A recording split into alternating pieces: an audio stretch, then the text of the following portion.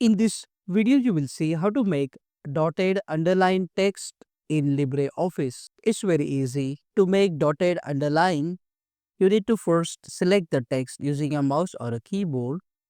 After highlighting the text, if you click on the U button here, which is an underline option, you won't get the dotted underline. To convert this solid underline to dotted one, you need to click here on the small downward triangle and you will see here the option of dotted lines. So you can select anyone from here to get the black dotted line. But you cannot change the color of this dotted line. If you want to change the color to, let's say, a red color, you need to go back to the underline drop down, click on more option, and under the font effect here, you will see the option of underline.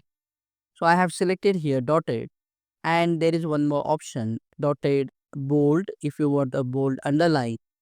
And to change the color of this underline, you can go to automatic here and select the color of your choice. For example, red color.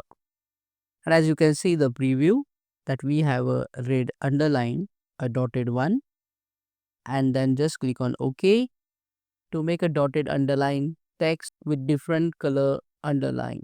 Click on that like button, comment below and let me know if this video solved your problem.